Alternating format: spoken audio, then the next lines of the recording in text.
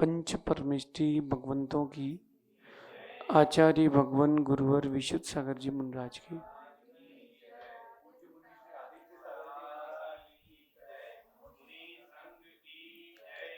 यह हम सभी अपने जीवन में निरंतर सुख की अभिवृद्धि के लिए नीति के विषयों का श्रवण कर रहे हैं।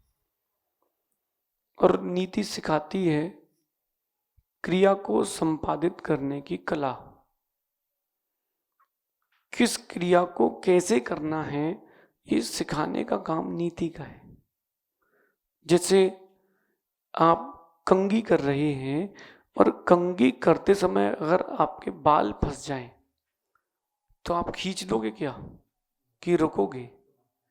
आप रुकोगे, सुलझाओगे, फिर आगे कंघी बढ़ाओगे। और कहीं खींच दिया तो बाल टूटेंगे। वो बाल आपके टूटेंगे, दर्द भी होगा। इसलिए कंघी करने की एक छोटी सी क्रिया है तो उसको संपादित करने की कला होती है। ऐसे ही जीवन की बहुत सारी क्रियाएं होती हैं, उनको संपादित करने की कला होती है। जब वो कारीगर आता है मूर्ति के ऊपर नाम लिखने के लिए, तो वो दोनों पैरों के बीच में मूर्ति फंसाता है, फिर लिखता है। वो उसकी लिखने की कला है। लेकिन प्रतिष्ठा के बाद सर पे ही रखते हैं, वो अभिषेक करने की कला है। ऐसे ही अगर जीवन में कभी विरोध करना पड़े तो कैसे विरोध करें, ये भी एक कला है। हमने कुछ दिन पहले कहा था कि अगर आपने सही का विरोध किया है तो आप गलत हैं, और आपने गलत का विरोध नहीं किया है तो आप और गलत हैं। क्योंकि गलत का विरोध नहीं करने से गलत को बढ़ावा मिलता है।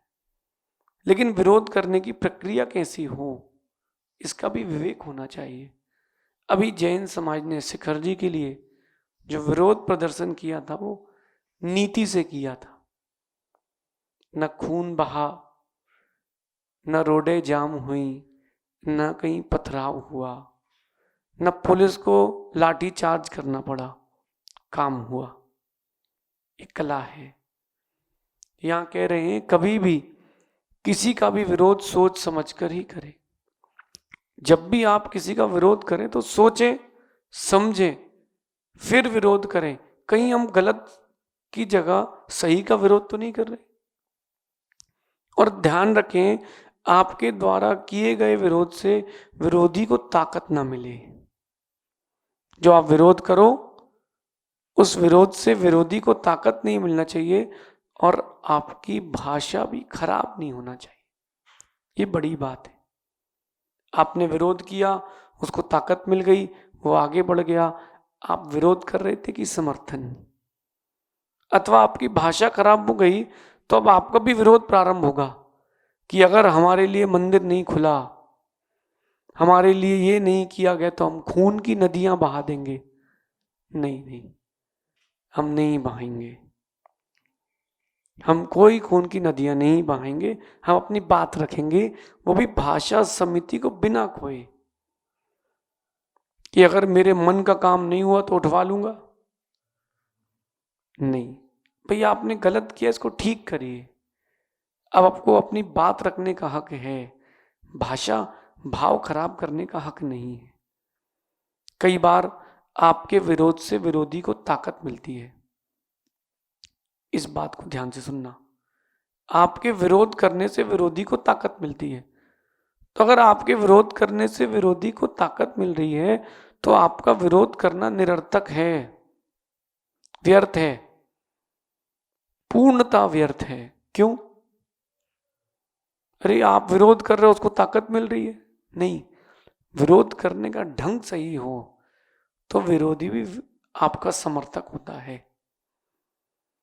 और अगर विरोध में आपकी भाषा बिगड़ गई है तो अब विरोध करो ना करो बराबर है। उसने किया गलत है, तुमने कहा गलत है, दोनों ही गलत है। स्कूल की टाइम की याद करो या बचपन की याद करो, जब आप एक दूसरे पर भाई बहन ब्लेम करते थे। याद है? या स्कूल में किसी से कोई गलती हो जाए तो उसकी कंप्लेंट लिख के डालते थे। तो ये विरोध है, और कहीं विरोध करने का तरीका गलत हो गया। आपको विरोध करना है तो आप अपने स्थान पर विरोध करो, उसके प्रचारित स्थान पर मत करो। उसको ताकत मिलेगी, उसकी भीड़ पक्की हो जाएगी। अगर आपको गलत बात का विरोध भी करना है तो सही ढंग से हो, तब जाके आपका विरोध सार्थक होगा। अगर किसी व्यक्ति ने कुछ गलत किया है, आपको बात रखने का तरीका आना चाहिए। किसी ने कुछ गलत किया और आपने उसकी कॉलर पकड़ी और उसको मारना चालू कर दिया, उसको खून निकल गया, यही हो गया। अब क्या होगा? लोग उसके फेवर में जाएंगे कि अरे यार उसने गलत तो कहा था, तो खून बहाने की क्या जरूरत थी। अब लोग उसका समर्थन करेंगे। कई बार आपके द्वारा की गई निंदा सामने वाले के लिए प्रशंसा हो जाती है। आपके द्वारा दी गई रुकावटें उसके आगे बढ़ने का साधन हो सकता है। इसलिए बड़े विवेक से, शुभम बेटा, बड़े विवेक से काम करना चाहिए। नीति को नहीं भूलना। केवल यहां नीति सुनने और रिकॉर्ड करने के लिए नहीं हो आप लोग। जो नीति जीवन में उतारोगे तब तो फायदेमंद है, नहीं तो मतलब क्या है। अब सुनना, जिस विरोध से विरोधी की कम, जिस विरोध से विरोधी की कम आपकी हानि ज्यादा हो, ऐसा विरोध कभी मत करना। आपको पता है कि आज ये देश का राजा है, आज ये बड़े उच्च पद पर है, कोई भी व्यक्ति हो, अभी उसका विरोध करना निरर्थक है। मत करो, बिल्कुल मत करो। समय का इंतजार करो। जीवनधर स्वामी की कथा सुनी है? एक ग्रंथ है जिनागम में, छत्र चूड़ामणि। उसमें बहुत सुंदर कथाएं लिखी हैं, और वो कथा जो है वो नीति के साथ है। एक लाइन में कथा, एक लाइन में नीति। बहुत सुंदर है वो। यहाँ कथा कहते हैं, नीचे की पंक्ति में नीति। तो वहां कहते हैं उनके गुरु कि जब बताते उनको जीवनधर को कि तेरे पिता को ऐसे काष्टांगर ने मार दिया था, वो बड़ा उग्र हो जाता है। मेरे पिता को मार दिया? कैसे मार दिया? अभी मैं जाता हूं। गुरु ने रोक के रखा, भैया अभी नहीं, अभी टाइम नहीं है। उसको रोक के रखा। कुछ दिन बाद फिर वो उग्र हुआ, बोले अभी नहीं, या तो शेर बूढ़ा हो या तुम शेर हो, तब जाके लड़ना। फिर एक दिन गुरु से कहते जाओ आज युद्ध करने जाओ। अभी शेर बूढ़ा नहीं हुआ, लेकिन तुम शेर हो चुके हो। युद्ध करके गया और अपने पिता की छुड़ाई हुई संपत्ति को, स्थान को जीत के लाया। ये विवेक है। समय पर कैसे किया जाए,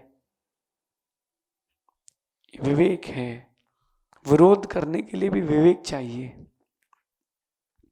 आपको अपनी बात रखने का हक है अच्छे तरीके से। एक चित्र मैंने पहले देखा था कि वो लड़का कहता है कि पिताजी से कि मुझे उस लड़की से शादी करना है। उसके पिता गुस्से में कांच की गिलास फेंकते हैं 3। बोले तू उससे शादी नहीं करेगा, नहीं करेगा, नहीं करेगा। बेटा समझदार था, उसने 5 गिलास फेंकी कांच की। बोले अगर गिलास फेंकने से या आवाज तेज करने से बात रखी जाती है सही, तो मैंने 5 गिलास फेंकी है। मतलब उसने अपनी बात को उसी तरीके से रखा। जिन शब्दों में विरोध हुआ था उन्हीं शब्दों में उसने भी विरोध किया। तो पिताजी का गिलास फेंकना व्यर्थ हो गया। कई बार विरोध तुरंत कर देना चाहिए, कई बार इतने लंबे समय के बाद करना चाहिए कि आपकी बात रख ली जाए। एक नीति और सीखना, अप्रमित सागर जी, अगर किसी ने बुरा किया है और आपको उसको शिक्षा भी देनी है, कई बार इतना रुक करके शिक्षा दो कि वो भूल जाए कि उसने आपका बुरा भी किया था। इतना रुक करके, बहुत पेशेंस चाहिए, इतना लंबा रुको, पानी ठंडा स्थिर हो जाए फिर पत्थर फेंको। ये भी नीति है। हाँ, समय लग सकता है, समय लग सकता है, लेकिन जीत होगी। इसलिए कभी भी किसी का विरोध करें तो बहुत सोच समझ के। कहीं आपने विरोध में पत्थर फेंका और वो आपके ऊपर ही आके गिर गया तो हानि तो आपकी हो गई। हानि किसकी हो गई? आपकी हो गई ना। अगर आपको लगता है कि इस व्यक्ति से विरोध करना निरर्थक है, मत करो, ये भी नीति है। पीना सीखो, भिन्न भिन्न परिस्थितियों में भिन्न भिन्न निर्णय कैसे लें इसको समझना, तब जाकर के आप ज्ञानी बन पाओगे। ऐसा जीवन जीना प्रारंभ करें। गलत का विरोध रुकना नहीं, जरूर करना, लेकिन ढंग सही हो। अगर किसी व्यक्ति ने आपकी गाड़ी को कट मार दिया, गिर गई, कोई बात नहीं, उसको बोलो भैया देख के चलाया कर, मैं तो भिड़ गया हूं, किसी और को ना लगे। ऐसे ही हुआ, एक दुबला पतला आदमी, उसको कट मार दिया, कार से उतरा मोटा आदमी, साइकिल में था वो दुबला पतला, मेरे सामने की बात है, वो मोटे आदमी ने कट मारा, उसने उसको गाली दे दी दुबले वाले ने, गाड़ी से उतर गया। बोले क्या समझता है? उसको पता ही नहीं था कि दुबला वाला कौन है। वो जो दुबला पतला था बहुत फुर्तीला था, अच्छा ताकतवर था, अखाड़े वाला था वो। उसने तो उसको पटका भी है जमीन पे, और जो उसने धोना चालू किया है, जब तक वो बेहोश नहीं हो गया वो धोते ही रहा उसको।